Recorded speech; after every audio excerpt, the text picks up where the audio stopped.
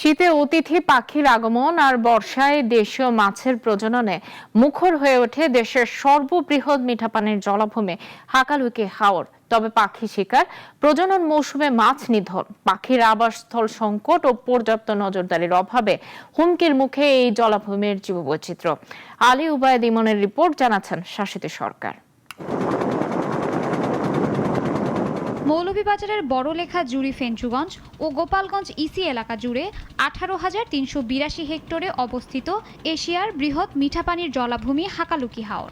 শীতকালে লেঞ্জা হাঁস, পাতি সরালি, পিয়াং হাঁস, পান্তামুখী, কাদা খোঁচা সহ বিভিন্ন প্রজাতির পরিযায়ী পাখির আগমন ঘটলেও এবছর কমেছে পাখির আগমন।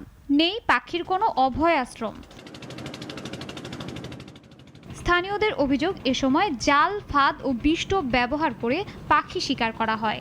অন্যদিকে বর্ষায় মাছের প্রজনন মৌসুমে নিষিদ্ধ ও অবৈধ জাল দিয়ে প্রকাশ্যে দিবালোকে ডিমওয়ালা মাছ, রেণু ও পোনা ধরা হয়। এতে হাওরের দেশীয় মাছের প্রাচুর্য ও প্রাকৃতিক ভারসাম্য হুমকির মুখে।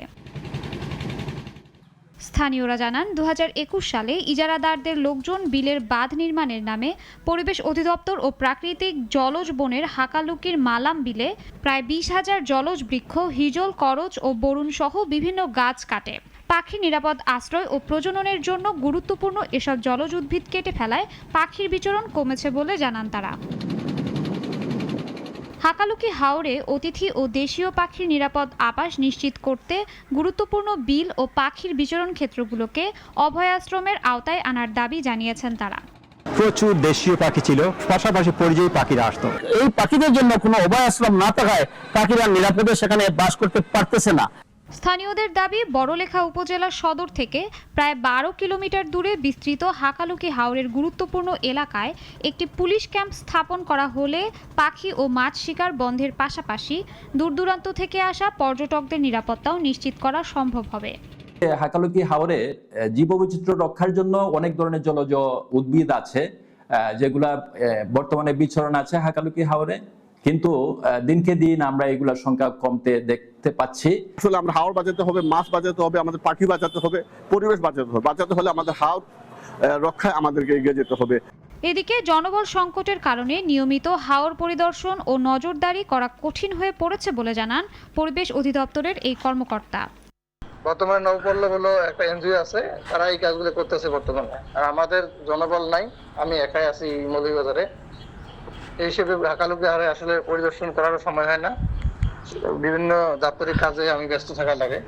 হাওরে মাছের অভয়াশ্রমের পাশাপাশি জনপ্রতিনিধি ও স্থানীয় জনগণের সহযোগিতায় পাখির অভয়াশ্রম করার পরিকল্পনার কথা জানান জেলা প্রশাসক।